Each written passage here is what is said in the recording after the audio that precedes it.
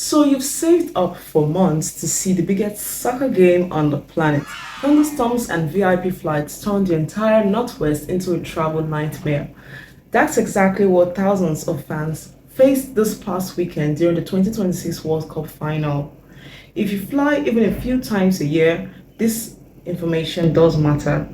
The same issue can derail your summer trips. If you didn't know that now.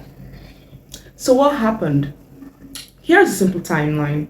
On Sunday, July 19th, the FIFA World Cup final took place at MetLife Stadium near New York. Spain beat Argentina 1-0 in extra time, but with massive fans, travel plus VIP and team movements, Newark Airport EWR got slammed. The FAA issued ATCSCC Advisory 166, basically a ground delay program. In plain terms, this means arrivals were slow to manage heavy traffic and restrictions. The average delays reached about 83 minutes, with some stretching up to 232 minutes. From Monday through Wednesday, July 20th to 22nd, strong summer storms moved in. We're talking about thunderstorms that hit Boston, Philadelphia, and New York area, triggering hundreds to over thousands of cancellations in a single day. It was a rare collision of huge event demands and bad weather. I'm Bibian from Tropogi. We have cut through the chaos to give regular travelers clear, useful information. The situation hits hard on everyday people, families, vacationers, and business travelers dealing with missed connections, lost hotel nights, and packed gates. Some fans waited hours at airports like Atlanta, watching their flights to get to the finals get cancelled. Even the winning teams faced delays leaving Newark. When one of the world's biggest events creates this kind of disruption, it shows how quickly your plans can get affected. So here's a quick explanation the airlines gave. A ground delay program doesn't close the airport. It holds planes at their departure cities so too many don't arrive at once.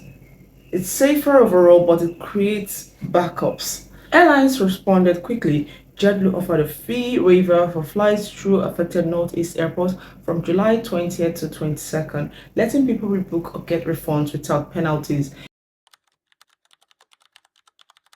So here is what you can do as a normal traveler to feel more confident. Number one, sign up for airline alerts and download apps like FlightAware so you know about delays early. Number two, build a buffer time during peak summer travels or big events. You can add an extra day if you can. Number three, know your rights. For US flights, bad weather usually doesn't get you automatic compensations, but waivers like this one often appear for big disruptions. You should always check your airline travel alerts page right away. Number four, have a backup plan.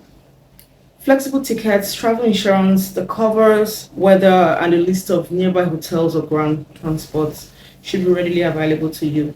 Number five, stay calm and polite at the airport. Agents are dealing with hundreds of stressed passengers at the same time, so you should always have that at the back of your mind. The weekend reminded us that big events plus summer storms equates to higher risk, but knowing what's happening helps you stay ahead of the curve. If you've been through something like this recently, drop your stories in the comments. I read them all.